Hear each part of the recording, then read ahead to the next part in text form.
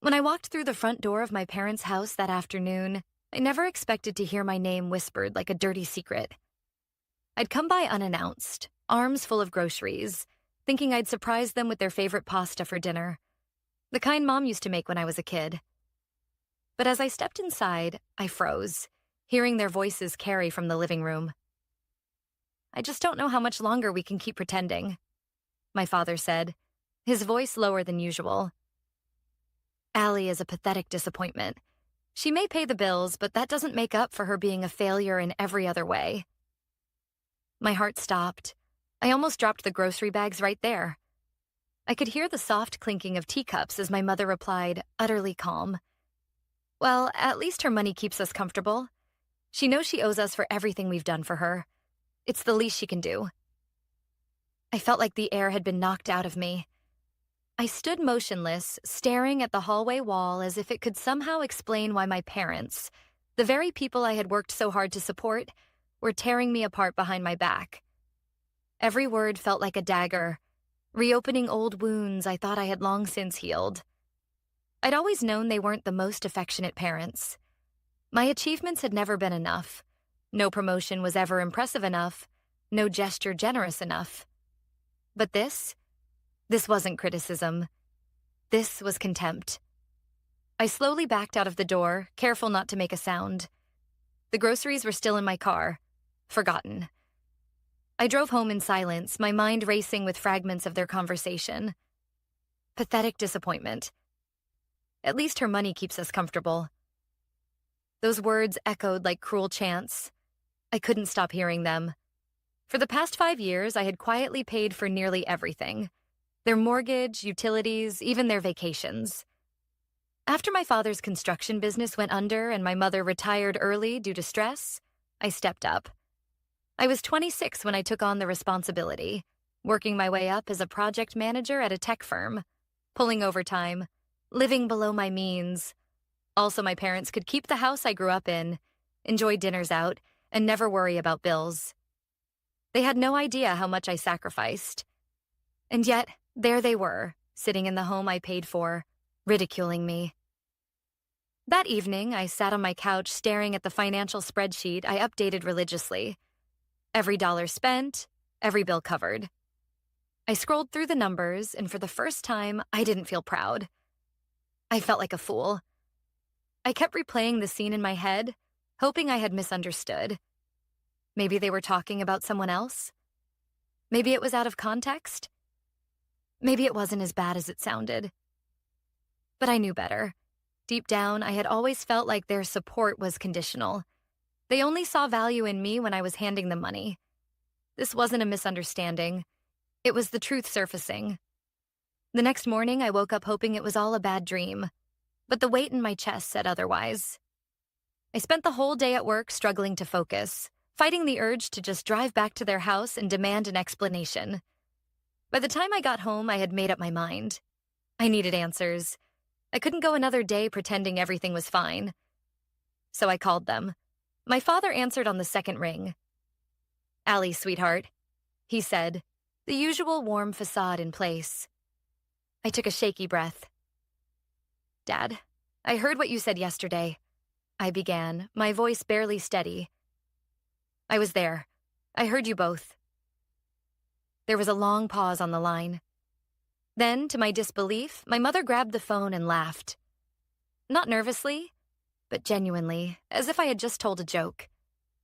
"Well," she said, voice sharp, "it's true, isn't it? You've never lived up to what we expected.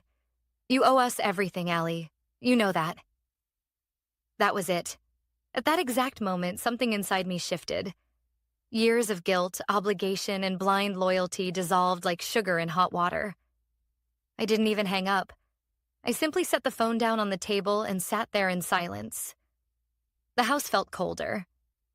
Empty. But for once, the silence wasn't unbearable. It was liberating. For the first time, I knew what I had to do. The next few days passed in a fog. I went through the motions, work, errands, emails. But it was as if I was watching someone else live my life. The only thing that felt real was the echo of my mother's laughter and those words. You owe us everything. I couldn't sleep. I kept replaying every sacrifice I had made since I was 26. The times I'd skipped vacations, said no to friends, worked 60-hour weeks. Also, my parents could live comfortably without fear of losing their home. Every birthday present, every dinner I treated them to, every utility bill quietly paid. I hadn't been helping out of obligation. I did it out of love. But love, apparently, was a one-way street. On the third night, I found myself scrolling through old emails and texts, reading past conversations with them. It wasn't the first time they had dismissed me, belittled me, or made me feel like less. It was just the first time I had really heard it. My mother's passive-aggressive remarks about my small promotion at work. My father's jokes about how at least Thomas would have stayed to help with the family business, even though Thomas, my brother, hadn't spoken to them in years. I had been blind, excusing it all under the banner of that's just how they are. But hearing them call me a disappointment, without knowing I was listening, stripped away every illusion. This wasn't just how they were. This was how they truly felt. By the end of the week, I had made a quiet but firm decision. I was done. I wasn't going to make a scene or beg for their love. I wasn't even going to confront them again. They had shown me who they were, and this time I believed them. I opened my budgeting app and canceled every automatic payment linked to their accounts. Mortgage, utilities, credit cards, even the prepaid cell phone plan I had been quietly covering since Dad's business collapsed. I stared at the screen as the confirmation emails rolled in. It felt both terrifying and liberating. For the first time in 5 years, I wasn't their ATM. I was just me. That night, I called my closest friend, Eva. She had always warned me that my parents took advantage of me, but I had stubbornly defended them. When I told her what happened, she didn't say, "I told you so."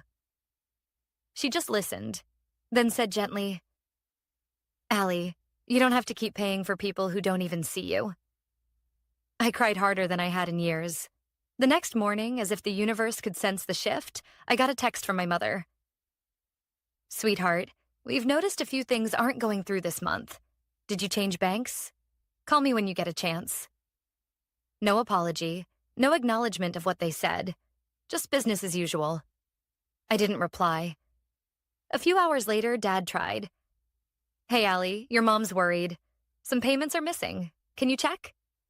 Still no apology. Just a concern about their precious payments. I let the message sit there, unread. The silence on my end seemed to unnerve them. Over the next few days, I got more texts, voicemails, and even an email from my dad, the man who hated technology, titled, "Urgent, please respond." Each message grew slightly more frantic. "Allie, we're just worried about you. Did you forget the mortgage? We know you're busy with work. Please don't be stubborn. We need to talk." I wasn't being stubborn. I was being free. When Sunday came, I did something I hadn't done in years. I took the entire day for myself. No errands, no work emails, no family obligations. I went to the park, brought a book I hadn't had time to read, and just existed. It felt strange at first, like I was forgetting something important. But slowly, it started to feel right. The text didn't stop, though. That evening, as I sat by the lake watching the sunset, I got another message from Mom. This time it read, "Call us when you can." We didn't mean it. I stared at those words for a long time. We didn't mean it. Did they think this was just about words? That I could unhear them calling me a failure? That I could forget the years of dismissiveness, the entitlement, the conditional love? They hadn't just slipped up in the heat of the moment. They said those things when they thought I wasn't listening. When they were relaxed, honest, unfiltered. I closed my phone without replying. They meant every word they said. And now so did I. I thought the silence would bring me guilt. I expected the sleepless nights, the urge to apologize even when I knew I had done nothing wrong. That was the pattern I had fallen into for years. They would push, I would bend. They would hurt me, and I would find a way to forgive them just to keep the peace. But the silence didn't bring guilt. It brought relief. Days turned into a week, and still, I didn't respond. I ignored every text, call, and voicemail. I watched as their tone shifted from concerned to irritated, and eventually to desperate. By the second week, my mother's messages were sounding more frantic. "Allie, why aren't you answering? Your father and I are worried sick. We've been good to you. Don't throw away your family over one silly misunderstanding. The mortgage is late and the bank is calling. Please, sweetheart." There it was. The real reason behind their concern. Not me. Not my well-being. But the mortgage. The money. Every time I saw their messages, I could almost hear their voices as they sat comfortably in the house I paid for, still believing they were entitled to everything I had built. Still pretending that the words they said meant nothing. Still thinking that throwing around the word family would automatically grant them forgiveness. But I didn't feel forgiving. I felt betrayed. Eva invited me over that Friday night. She made tea, knowing I hadn't been sleeping much. We sat on her couch, surrounded by candles and soft music, a sharp contrast to the turmoil inside me. I don't know how to explain it, I confessed, holding the warm mug in both hands. It's like I'm grieving them, but they're still alive. Eva nodded, understanding instantly. You are. You're grieving the parents you thought you had, or hoped they could be. I blinked back tears. She was right. I had spent years hoping they would change, that the next time I helped them, the next time I sacrificed, it would finally be enough to make them proud. But it never was. And it never would be. They said it so easily, Ava, like it wasn't even the first time, I whispered, like they'd been saying it all along when I wasn't around. You deserve better, she said firmly. And you know it. I did. And the strange thing was, realizing it didn't hurt as much as I thought it would. It felt necessary. The next day, I checked my emails and found one that made my stomach drop. Final notice. Mortgage payment overdue. Immediate action required. I stared at it, realizing that for the first time in years, my parents were facing the consequences of their own choices, and I wasn't swooping in to save them. An hour later, another voicemail came through from my father. His voice was sharp now, no longer pretending. Allie, I don't know what this little stunt is about, but you need to get over whatever nonsense you've conjured up. Your mother and I are under a lot of stress. You're making things harder than they need to be. Call us. I couldn't help but laugh. After everything, I was the one causing stress. Later that evening, my mother called again. This time, she didn't even bother hiding her frustration. We raised you better than this, she snapped. Ignoring us, letting the mortgage lapse? We didn't mean what we said. You know how your father gets when he's frustrated? And I was just joking. Stop being so sensitive and call us back. Sensitive. The word hit harder than I expected. They had always used it to dismiss me. Every hurt feeling, every boundary I tried to set was labeled as me being too sensitive. But I wasn't sensitive. I was done. I closed my eyes and pictured them sitting in the living room, panicking as they received calls from the bank. I could almost hear my father blaming my mother blaming me, both too proud to admit the truth. That without me, they couldn't afford the life they'd built. And I was okay with that. That night, for the first time in a long time, I slept soundly. On Sunday, Eva and I went for brunch. As we sat on the patio watching people pass by, my phone buzzed again. Another message from my mother. Allie, we didn't mean it. Please just call us. We need you. But this time there was something different about it. It wasn't just desperation. It was fear. And somehow that didn't bother me. It almost felt fair. Eva noticed me staring at my phone. Are you going to answer them? I shook my head. Not yet. Because deep down, I knew. This was just the beginning. By the end of the second month, the silence was no longer something I feared. It was something I owned. My parents, on the other hand, were unraveling. I could see it in the frequency of their calls, the increasingly frantic voicemails, The passive-aggressive emails that piled up like junk mail I never asked for. They couldn't understand why I wasn't rushing in to save them like I always had.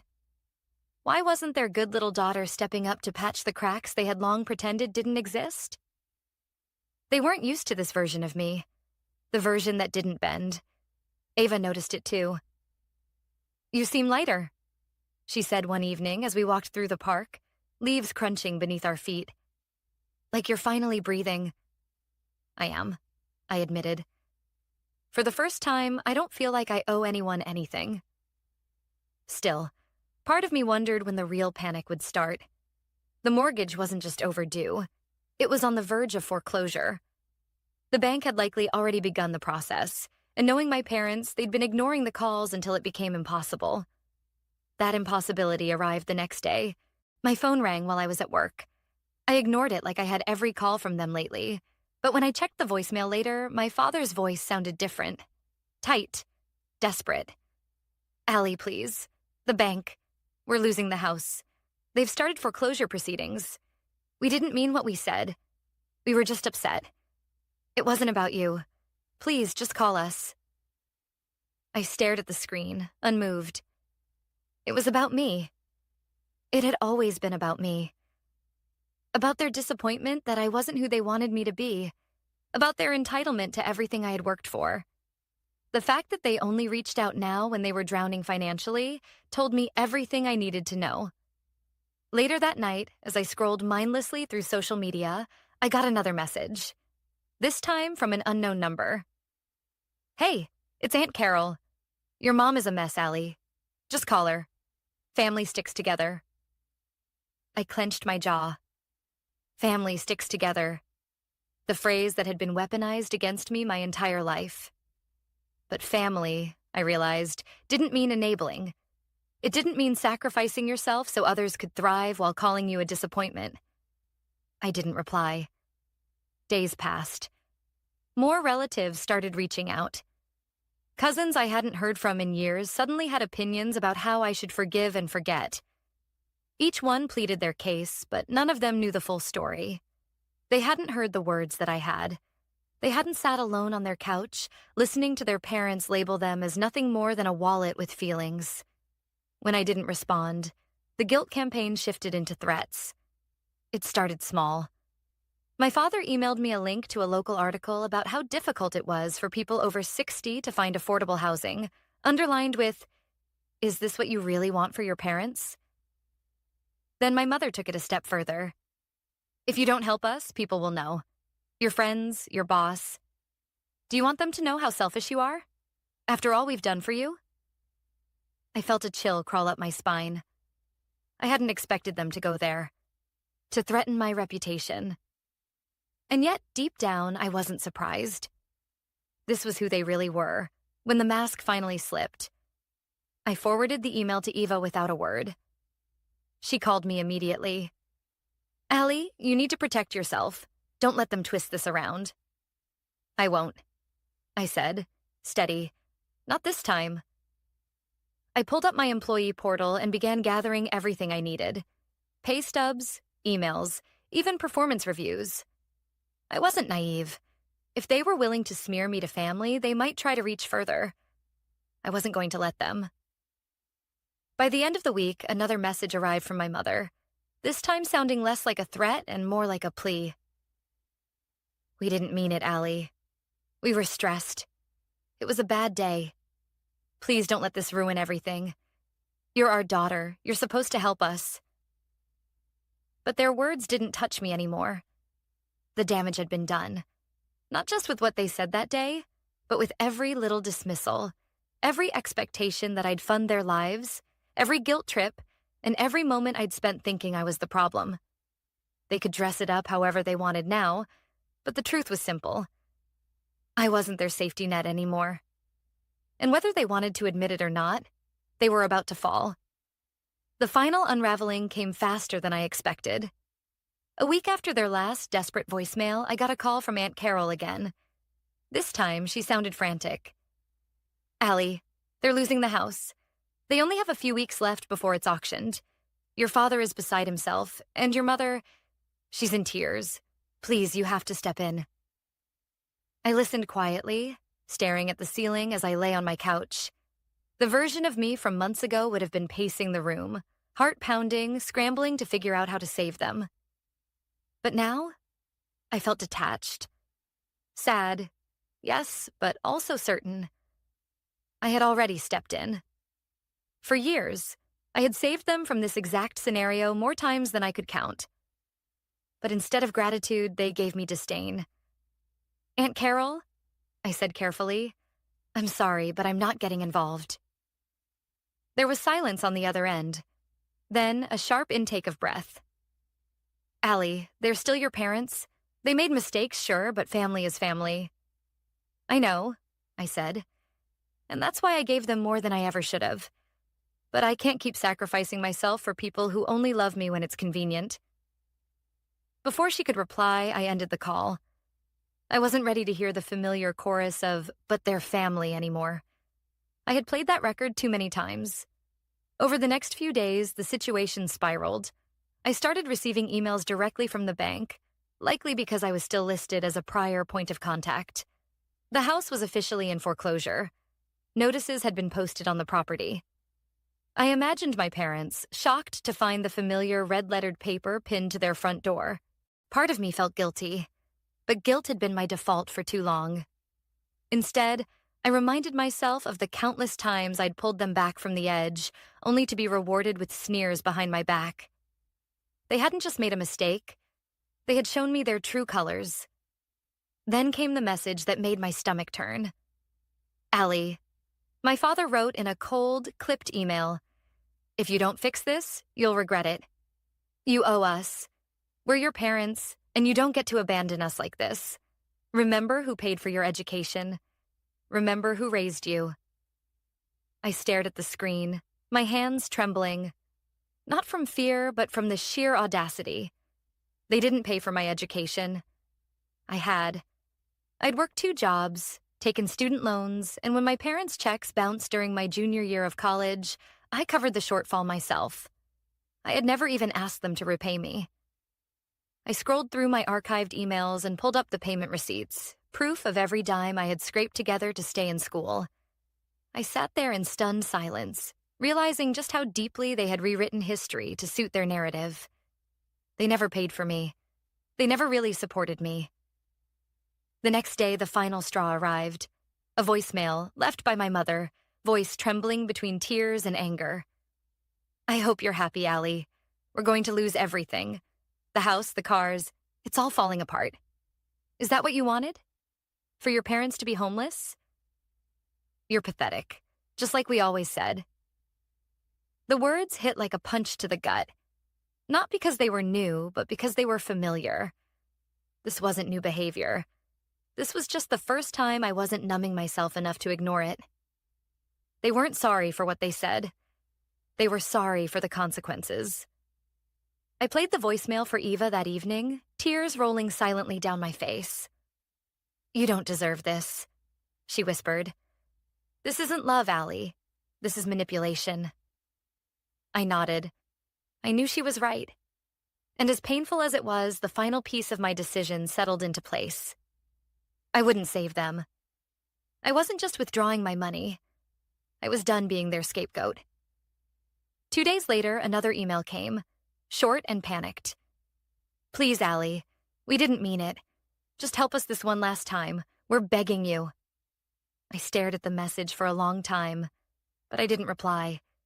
Instead, I quietly began preparing something I should have done a long time ago. Protecting myself, legally and emotionally. Because whether they realized it or not, their safety net was officially gone. And this time, they were going to hit the ground. The day the house officially went into foreclosure, there was no fanfare, no dramatic showdown, no heartfelt apology. Just a sterile notification email from the bank stating the inevitable. The property would be auctioned within 30 days unless the outstanding balance was paid in full. I knew they couldn't pay it. Without me, they were exposed to reality. The reality I had been shielding them from for years. I thought I would feel some sort of satisfaction, watching everything fall apart. But the truth was, it wasn't satisfying. It was just quiet. a quiet I hadn't known since I was a child. For once, I wasn't frantically solving someone else's problems. A few days later, Eva and I went out for coffee. She slid a manila folder across the table. "I spoke to a lawyer, like you asked," she said. "Everything's ready. If they try anything, smear your name, show up at work, or harass you, you're covered." I nodded, staring at the folder without opening it. The heaviness in my chest was still there, but it was different now. It wasn't fear or guilt anymore. It was simply the weight of moving on. I finally said it out loud. "They're going to lose the house." Eva didn't flinch. They chose this. And deep down, I knew it was true. The next call came the following weekend. This time it was my father, and his voice was unrecognizable, cracked, broken, nothing like the intimidating figure I had grown up with. "Allie, please, please don't do this. We didn't mean it. You know we didn't mean it. We were upset. We were stressed, but we need you. We need you." For a brief second, I almost answered. The part of me that still craved their approval. The child in me who wanted her parents to finally love her the way she had always wanted. Almost picked up that phone. But I didn't. Because I finally understood. They hadn't reached out to apologize after hurting me. They reached out when the money stopped. They didn't need me. They needed what I gave them. I spent the rest of the day boxing up old family photo albums, cards, trinkets, things I had kept out of some sense of loyalty. But as I placed them in a donation pile, I realized something. All these years, I thought cutting ties with them would leave me empty. Instead, I felt lighter with every box I sealed. 2 weeks later, the house was officially listed for auction. Word spread fast. Relatives I hadn't heard from in years flooded my phone. "How could you abandon your parents like this? They sacrificed so much for you. This is unforgivable." Each message tried to pull me back into the role I had always played. The peacemaker, the fixer, the obedient daughter who took care of everyone but herself. But I didn't flinch. Not this time. The real turning point came when my mother herself showed up at my office building.